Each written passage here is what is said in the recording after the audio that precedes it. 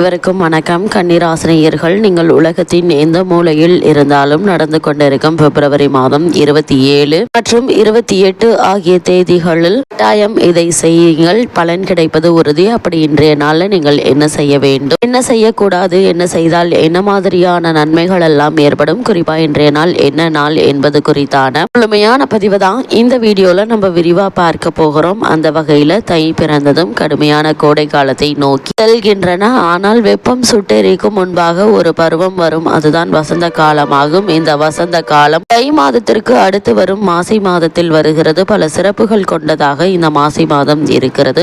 இந்த மாசி மாதத்தில் வருகின்ற மாசி அமாவாசை தினத்தில் சிறப்புகள் மற்றும் பலன்களை பற்றி தெரிந்து கொள்ளலாம். இந்த மாசி அமாவாசை கடும் குளிர்காலம் முடிந்து வசந்த காலம் தொடங்குவதை குறிக்கும் காலம்தான் இந்த மாசி மாதம். ஆன்மீகம் சிறப்புமிக்க இந்த மாசி மாதத்தில் சிவராத்திரி, காரடையான் நோன்பு, ஹோலி பண்டிகை போன்ற பல திருவிழாக்கள் கொண்டாடப்படுகின்றன. மேலும் பல சிவன் மற்றும் பெருமாள் கோவில்களில் தீர்த்தவாரி விழாக்களும் நடத்தப்படுகின்றன. அப்படிப்பட்ட இந்த மாசி மாதத்தில் வரும் மாசி அமாவாசை தினம் ஒரு முக்கியமான ஒரு தினமாக அமைகிறது. இந்த மாசி அமாவாசை தினத்தில் அதிகாலை எழுந்து குளித்து முடித்துவிட்டு உங்கள் ஊரில் உள்ள குளக்கரை மற்றும் ஆற்றங்கரைகளில் மறைந்த உங்களுடைய முன்னோர்களுக்கு திதி போன்றவற்றை தர வேண்டுங்க. இந்த திதி சடங்குகளை முடித்த பின்பு தொழில் மற்றும் வியாபாரிகளின் ஈடுபடுபவர்கள் மாசி அமாவாசை தினத்தில் திருஷ்டி கழிக்க பூசணிக்காய், தொழில் அல்லது வியாபாரம் செய்யும் இடங்களில் அதற்குரிய நேரத்தில் பூசணிக்காய் உடைக்க வேண்டும். இதை செய்வதால் தொடர்ந்து வரும் காலங்களில் தொழில் வியாபாரங்கள்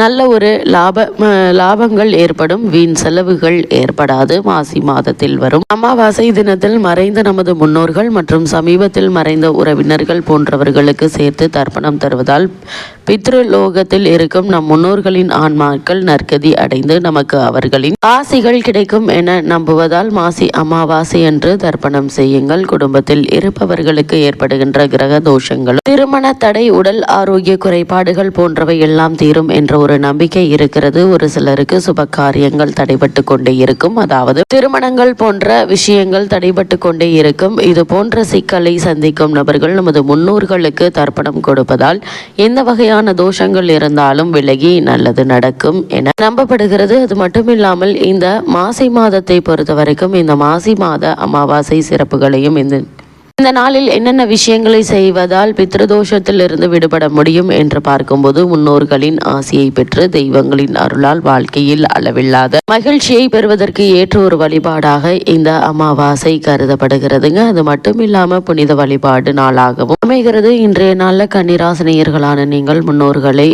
திதி கொடுத்து தர்ப்பணம் கொடுத்து வழிபடுவதால் எண்ணற்ற நன்மைகள் உங்களுடைய வாழ்வில் ஏற்படும்.